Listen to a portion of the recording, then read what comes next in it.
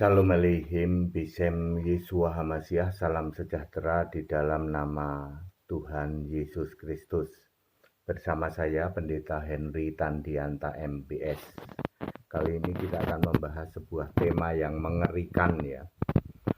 Mengerikan, pulang ke rumah Bapa.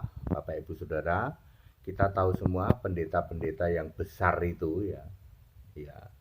Besar nipunya, besar bohongnya ya. Pada waktu mati pulangnya ke rumah Bapa. Mengerikan loh saudara ya.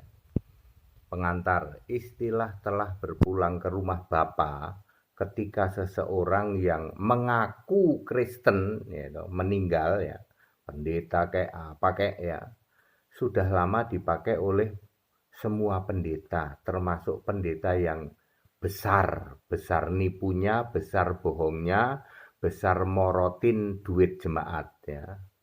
Nanti kalau pulang ke rumah Bapa.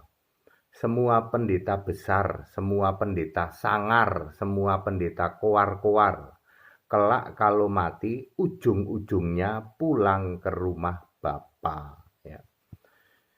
Asal mula gagal memahami rumah Bapa. Bapak Ibu Saudara, hanya ada 2 ayat yang menyebut tentang rumah Bapa. Lukas 2 ayat 49, rumah Bapakku artinya gedung bait Allah.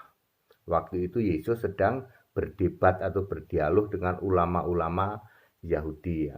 Sedangkan Yohanes 14 ayat 2, rumah Bapakku banyak tempat tinggal. Maksudnya di surga banyak tempat tinggal. Sama sekali bukan di surga itu si Bapa punya rumah. Ya, jadi di rumah Bapakku maksudnya di surga, bukan Bapa di surga punya rumah ya. Semua yang di surga itu roh. 1 Korintus 15 ayat 50 ya. 1 Korintus 15 ayat 50 mana ya?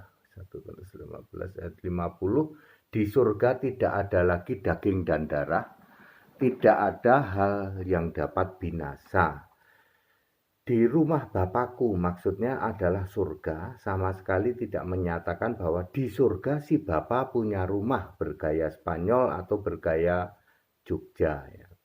Rumah seperti itu adalah hal-hal yang dapat binasa, sudah pasti tidak ada di surga.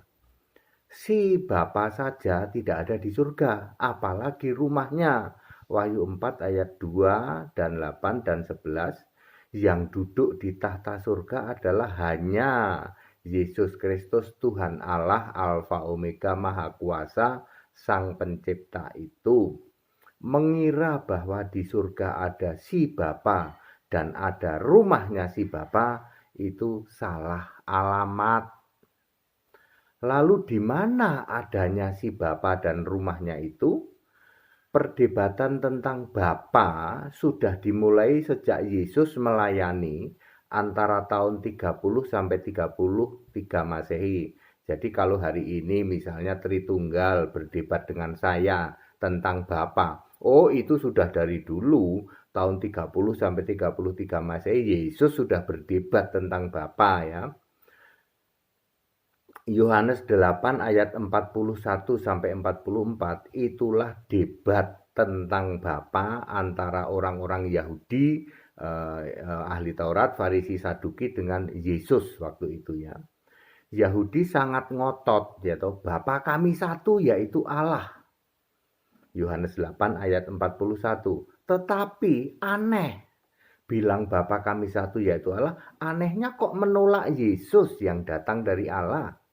Lalu Yesus membantah, kalau Allah adalah Bapamu, mestinya kamu mengasihi dan mau menerima aku, sebab aku keluar dan datang dari Allah. Yohanes 8 ayat 42. Mestinya orang-orang Yahudi, ahli Taurat, Farisi, dan Saduki itu menerima Yesus seperti ke-12 murid.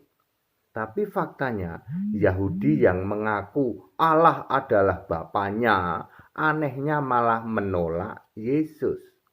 Maka Yesus dengan sangat tegas mengatakan, Allah yang kalian jadikan bapamu itu adalah iblis. Yohanes 8 ayat 44. Ini perkataan Yesus loh, nggak sembarangan. Allah yang kalian jadikan bapamu itu adalah iblis. Mestinya kalau Bapa kami satu yaitu Allah, mestinya untuk zaman sekarang kamu menerima Yesus Kristus satu-satunya Allah yang benar.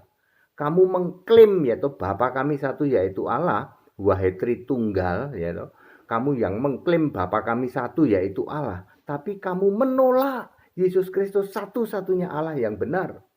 Maka sesuai perkataan Yesus di Yohanes 8 ayat 44, ya, Bapa yang kalian jadikan Allah itu adalah iblis.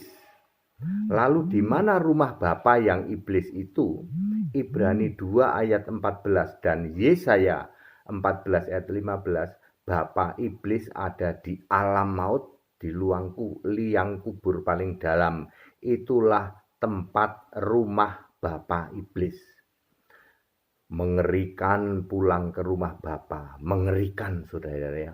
Mati lalu pulang ke rumah Bapa, artinya pulang ke alam maut, dunia orang mati, ya, tersiksa. Pendeta besar selama hidupnya menguasai mimbar gereja, dari atas mimbar koar-koar memberitakan tentang penghujatan terhadap Yesus Kristus satu-satunya Allah. Ketika mati pulangnya ke rumah Bapa juga, ke rumah Bapa iblis. Mengerikan ya, mengerikan. Bagaimana orang Kristen, ya, sebagai orang Kristen itu bagaimana yang benar seharusnya. Begini ya, begini perhatikan baik-baik. Telah dipanggil Tuhan dalam iman pada Kristus Yesus. Bapak Ibu X pada hari dan tanggal sekian dalam umur sekian tahun akan dimakamkan, dikremasi juga boleh, pada hari Y di lokasi pemakaman Z sesuai 1 Tesalonika 4 ayat 16. Shalom pendeta HTD. Bapak Ibu Saudara, mengerikan ya, seberapapun hebatnya pendeta kamu ya, makanya ada pendeta arwahnya datengin saya kan, walaupun arwah sebenarnya sudah tidak bisa ya, tetapi dengan kuasa yang diizinkan ya, buktinya bahwa saya didatengin dan sangat tersiksa, padahal itu pendeta besar loh. Pendeta besar apa? Besar nipunya. Habis pulang balik surga, padahal Yohanes 3 ayat 13 tidak ada orang pernah ke surga. Ini pendeta besar nipu, besar membohongin jemaat. Dia pulang balik surga, dari surga dapat pesan harga minyak urapan suruh dinaikin katanya. Pulangnya kemana? Ya ke rumah Bapa. Lalu dia datengin saya. Pak Pendeta HTD, Anda satu-satunya penyembah Yesus Kristus. Sekarang kami tahu, ternyata kami tinggalnya di alam maut. Di alam maut pendeta-pendeta yang saya kenal itu, dulu pendeta besar itu semua adanya di situ. Di alam maut, sudah tahu Pak. Semua akan pulang ke rumah Bapa toh. Ya, betul? Ya. Mengerikan sekali ya. Jadi pelajaran buat kalian semua, para penista agama ya, pendeta cabul dan perempuan sundal, tak kasih tahu nanti, tunggu waktunya. Ketika kamu mati, kemana pulangnya?